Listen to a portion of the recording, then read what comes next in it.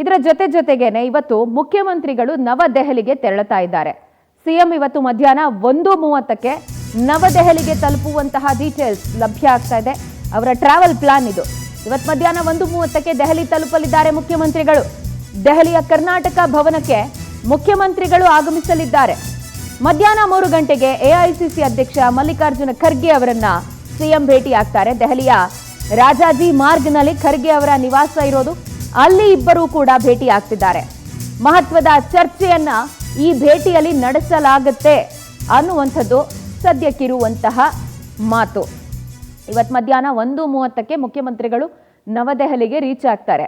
So ಇವತ್ತು ಪೂರ್ತಿನೇ almost ಅವರು ಯಾರಿಗೂ ಸಿಗೋದಿಲ್ಲ, ಯಾವ ಕಾರ್ಯಕ್ರಮದಲ್ಲಿ ಭಾಗಿಯಾಗೋದಿಲ್ಲ ಅನ್ನುವಂಥದ್ದು ಗೊತ್ತಾಗ್ತಾ ಇದೆ. ಬಿಕಾಸ್ 1:30ಗೆ ಅವರು ಡೆಲ್ಲಿನಲ್ಲಿ ಇರ್ತಾರೆ ಅಂತ ಹೇಳಿದ್ರೆ ಇಲ್ಲಿಂದ ಏರ್ಪೋರ್ಟಿಗೆ ಹೋಗೋದು, ಅಲ್ಲಿ ಫ್ಲೈಟ್ ಕ್ಯಾಚ್ ಮಾಡೋದು, 2.5 ಅವರ್ ಜರ್ನಿ. ಅದಾದ ಬಳಿಕ ಕರ್ನಾಟಕ ಭವನಕ್ಕೆ ಮುಖ್ಯಮಂತ್ರಿಗಳು ತೆರಳುತ್ತಾರೆ ಅಂತ ಗೊತ್ತಾಗ್ತಾ ಇದೆ.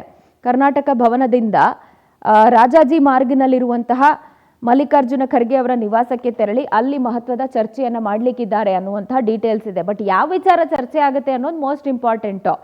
ಬಹುಶಃ ಇದೇ ಸಚಿವ ಸಂಪುಟ ಪುನಾರಚನೆಯ ಕಸರತ್ತುಗಳೇನು ನಡೀತಿದೆಯಲ್ಲ ಅದಕ್ಕೆ ಸಂಬಂಧಪಟ್ಟ ಹಾಗೆ ಚರ್ಚೆ ಆಗುತ್ತಾ, ಅಥವಾ ಪವರ್ ಶೇರಿಂಗ್ ಅನ್ನೋ ವಿಚಾರನೇ ಏನಾದರೂ ಚರ್ಚೆಗೆ ಬರುತ್ತಾ, ಇದೆಲ್ಲವೂ ಕೂಡ ಕುತೂಹಲಕಾರಿಯಾಗಿದೆ.